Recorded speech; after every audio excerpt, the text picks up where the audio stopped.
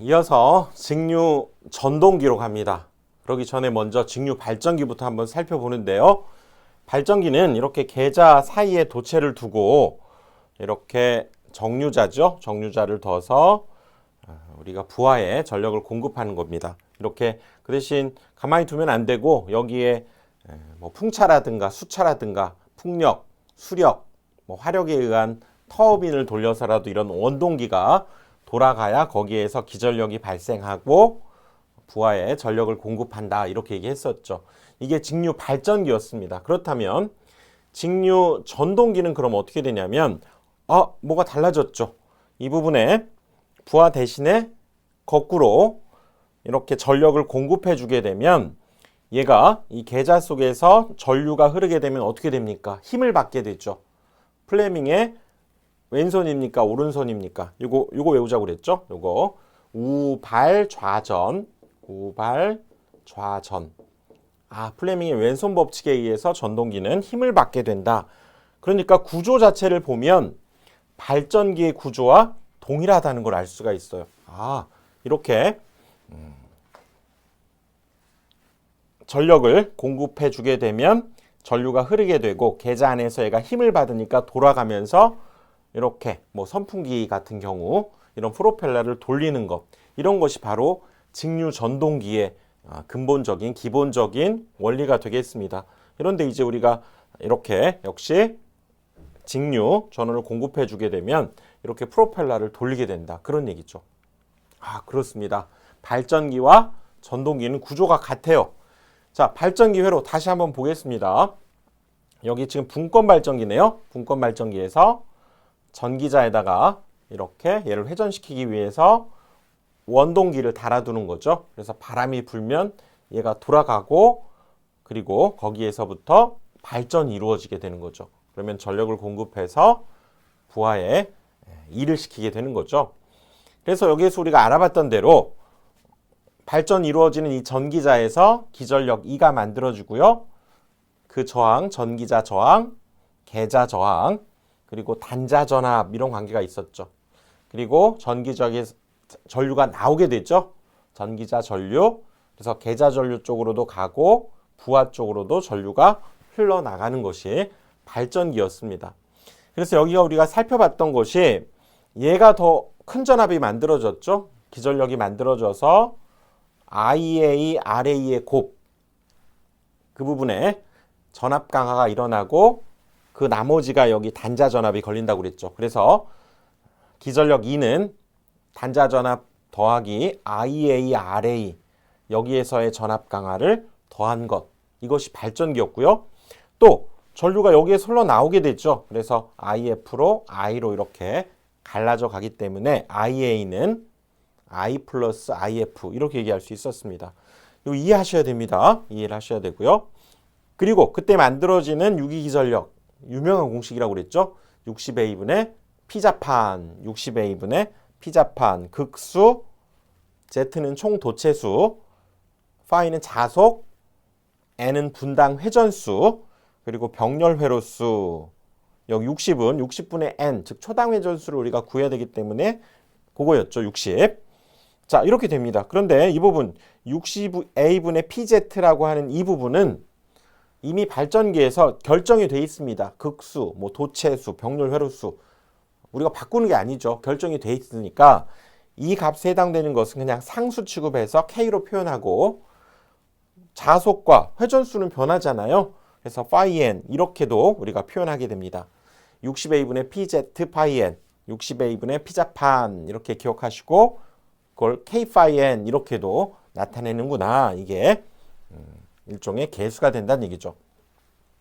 자, 전동기는 뭐라고요? 구조가 똑같습니다. 이 상태에서 전기자, 계자 이 상태에서 이번에는 부하 대신에 건전지를 이렇게 달아보자는 거죠. 그러면 여기에 걸리는 전압, 단자 전압 V가 있을 것이고 걸려주게 되면 이쪽으로 전류가 이제 이 방향으로, 발전기는 이 방향으로 왔지만 전동기는 이 방향으로 들어가면서 이쪽으로도 흘러 들어가고 계자로도 흘러 들어가면서 얘가 힘을 받게 된다는 얘기죠. 그러면서 얘가 돌아가게 된다, 그 얘기입니다. 구조가 똑같다는 걸 알 수가 있죠. 여기서도 이렇게 공급되는 전압 이 부분 단자 전압 똑같네요. 그리고 기전력 E, 전기자의 저항 RA 당연히 똑같이 표기해야 되겠죠. 똑같은 구조니까. 그런데 이 둘의 큰 차이점은 뭐냐면 발전기는 기전력이 만들어지고 여기에서 전압 강화와 단자 전압 이렇게 배분이 되죠. 그러니까 여기에선 얘가 더 큰 값입니다.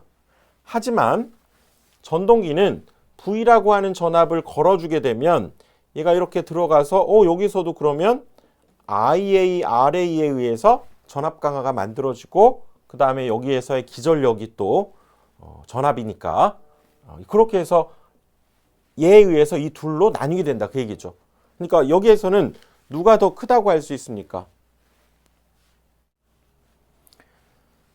전동기는 이 단자 전압의 크기가 그래서 얘보다는 얘가 더 크다는 얘기죠. 발전기는 E와 V 사이 누가 커요?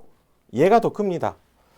전동기는 V와 E 사이에 누가 커요? 얘가 더 크다라고 하는 사실 여러분들 기억하시고, 즉 이 V가 여기에서의 전압 강화, 그 다음에 이걸 역기전력이라고 합니다. 역기전력.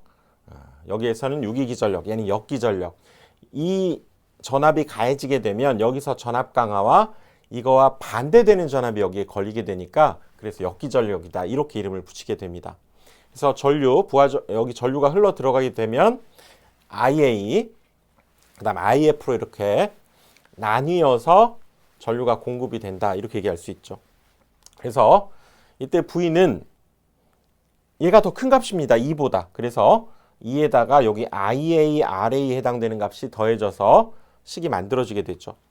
뭐 이 식은 얘를 이항시킨 것밖에 없습니다. 그때의 기전력, 이걸 역기전력이라고 하고 단자전압 V에서부터 그러면 얘가 넘어가니까 마이너스로 표기해주면 되겠죠.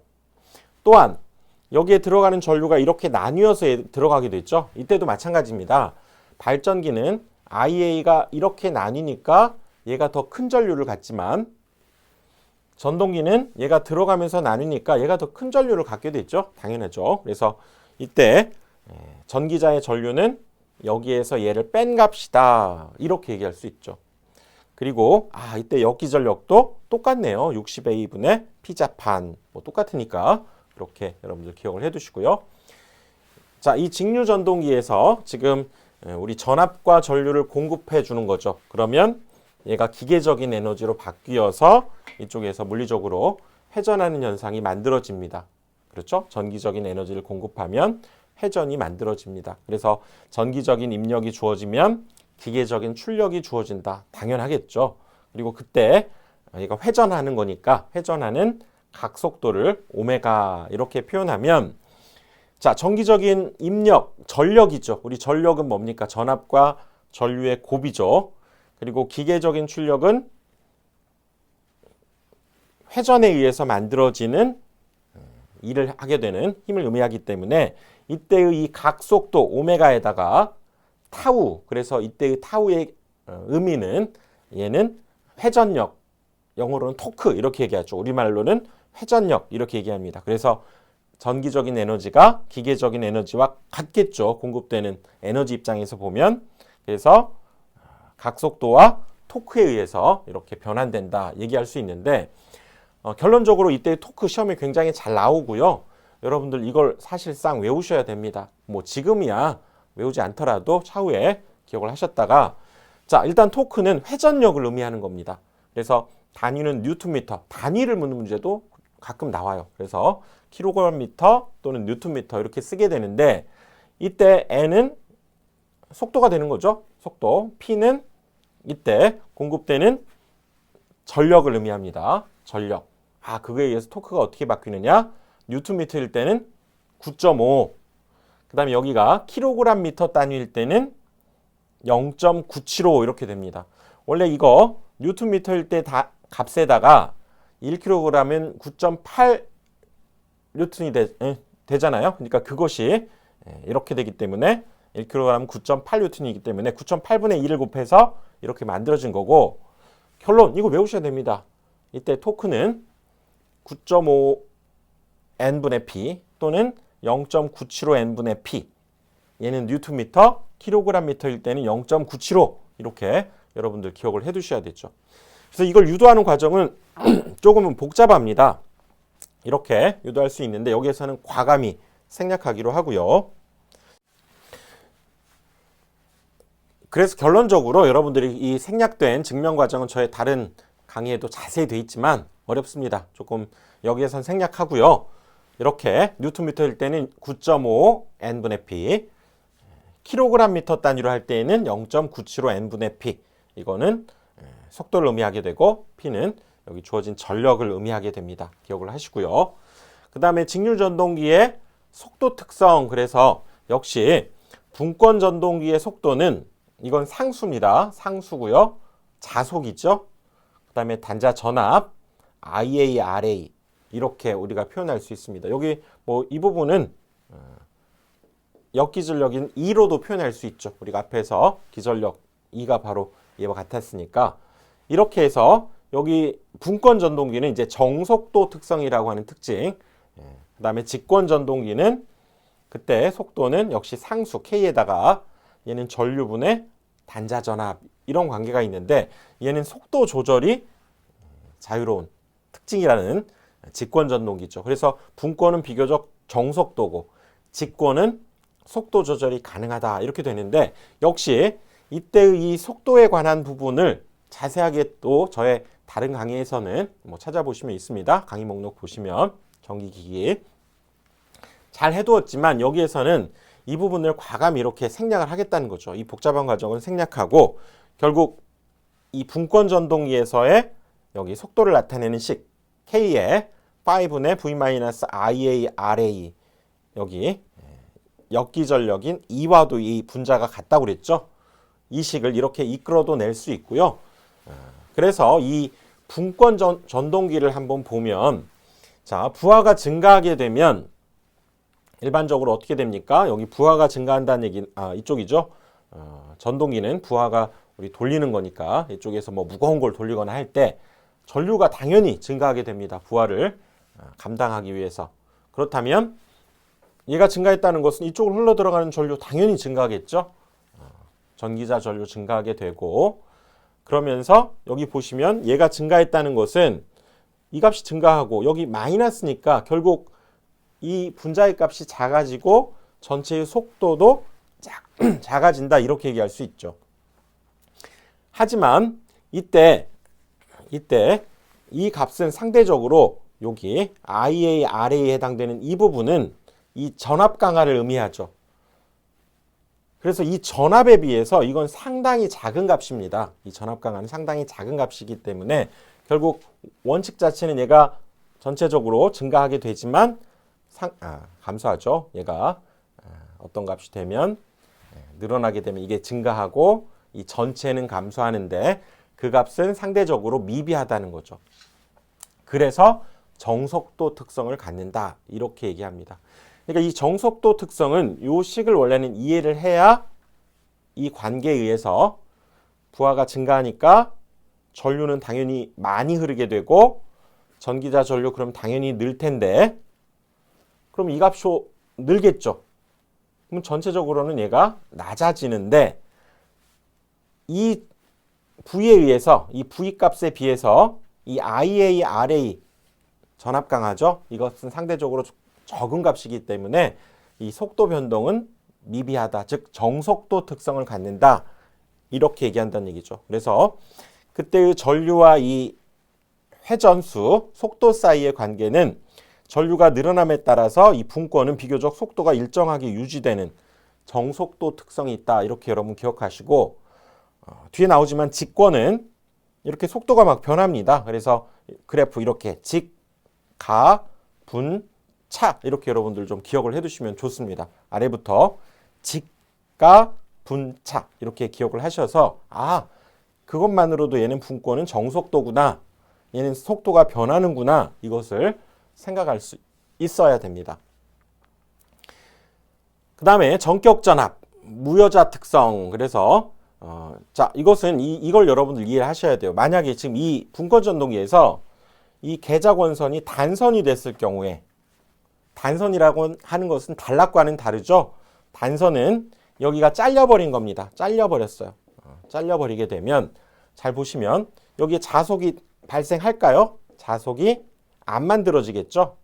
근데 봤더니 속도의 자속이 여기 분모에 있습니다. 자속이 0이야. 그러면 우리 분수에서 분모가 0이면 얘가 무한대가 돼버리죠.